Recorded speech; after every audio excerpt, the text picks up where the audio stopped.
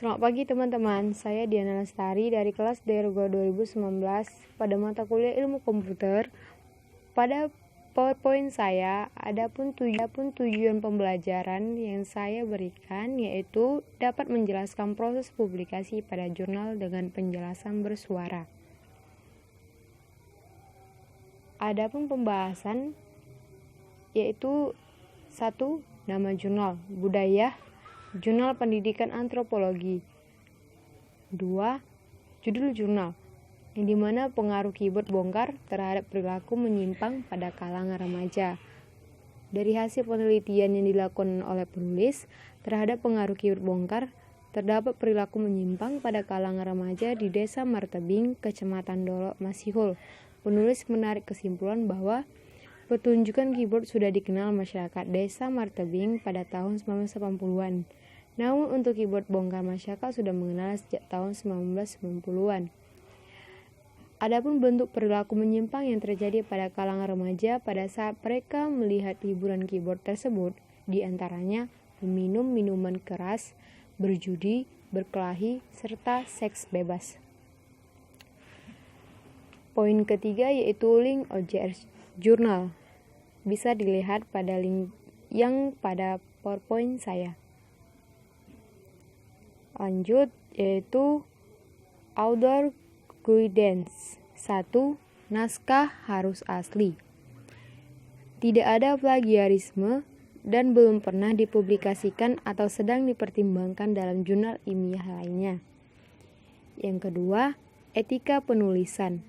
Adapun artikel ditulis oleh program Microsoft Word 2007 ke atas, kertas ukuran A4, margin halaman 3 cm atas, 3 cm kiri, 2,5 cm bawah, dan 2,5 cm kanan, diketik dengan spasi 1,5 kerapatan.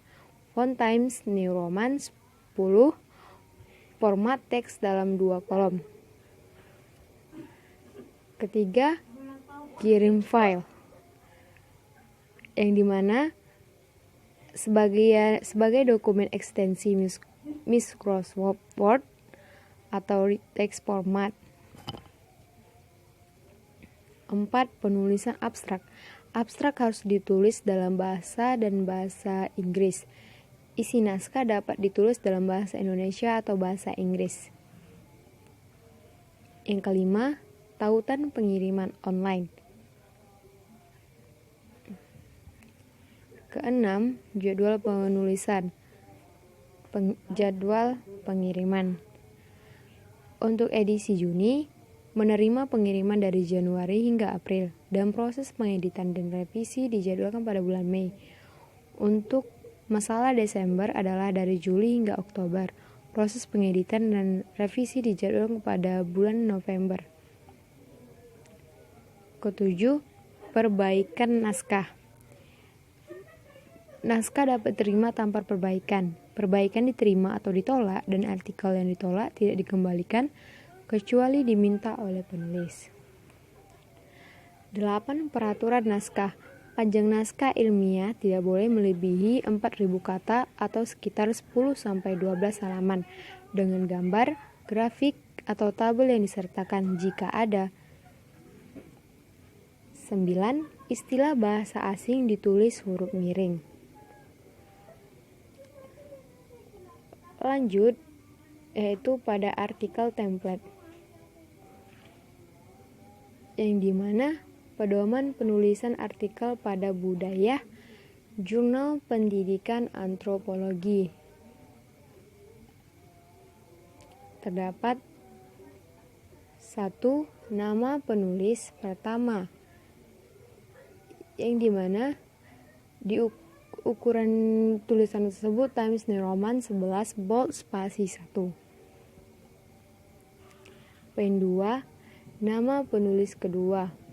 Di sini bisa ditulis program studi, fakultas, universitas, dan alamat dan email. Poin ketiga yaitu abstrak, yang dimana abstrak memuat uraian singkat mengenai masalah dan tujuan peneliti, metode yang digunakan, dan hasil penelitian. Lanjut pada bagian pendahuluan, yaitu 1. Permasalahan penelitian. 2. Wawasan dan rencana pemecahan masalah. 3. Rumusan tujuan penelitian.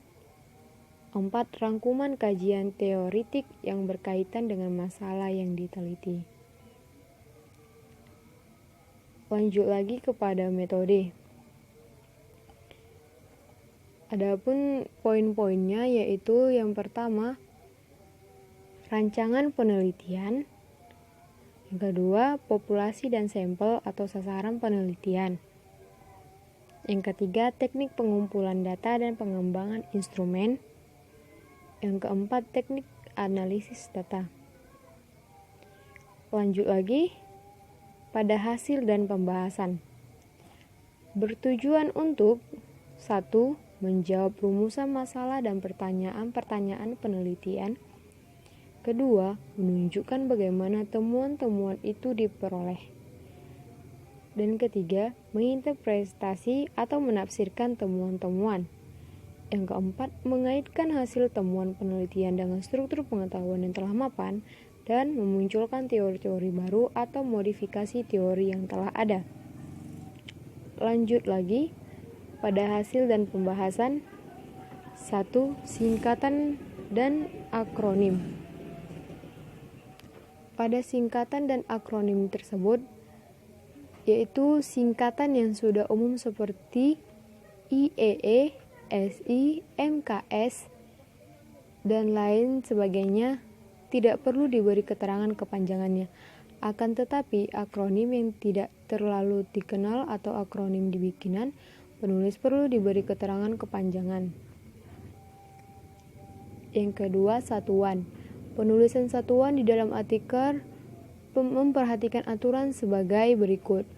Jangan mencampur singkatan satuan dengan satuan lengkap. 3. Gambar dan tabel. Tempatkan tabel di atas tabel sedangkan label gambar di bagian bawah tabel. Tuliskan tabel tertentu secara spesifik. Misalnya tabel 1 saat merujuk suatu tabel. Keempat, kutipan dan acuan. Salah satu ciri artikel ilmiah adalah menyajikan gagasan orang lain untuk memperkuat dan memperkaya gagasan penulisannya. Yang kelima, penulisan daftar pustaka. Daftar pustaka merupakan daftar karya tulis yang dibaca penulis dan mempersiapkan artikelnya dan kemudian digunakan sebagai acuan. Lanjut lagi pada bagian penutup, yaitu simpulan. Simpulan menyajikan ringkasan dari uraian mengenai hasil dan pembahasan mengacu pada tujuan penelitian. Poin keduanya yaitu saran, di mana saran disusun berdasarkan temuan penelitian yang telah dibahas. Saran dapat mengacu pada tindakan praktis, pengembangan teori baru, dan penelitian lanjutan. Yang ketiga yaitu daftar pustaka. Sebagai rujukan-rujukan yang telah dilakukan penulis pada penulis lainnya yang sudah melakukan publikasi jurnal tersebut. Flowchart yaitu adalah bagian-bagian yang mempunyai arus yang menggambarkan langkah-langkah penyelesaian suatu masalah. Pada tujuan membuat flowchart yaitu menggambarkan suatu tahapan penyelesaian masalah secara sederhana, terurai, rapi, dan jelas menggunakan simbol-simbol standar. Pada PowerPoint saya sudah memberikan contoh flowchart, yaitu pada jurnal yang sudah terpublikasikan. Adapun kesimpulan pada PowerPoint saya yaitu dalam membuat jurnal haruslah mengikuti aturan dalam pembuatan jurnal yang terakreditasi nasional dan internasional. Adanya langkah-langkah yang harus diikuti dalam melakukan penerbitan. Terima kasih.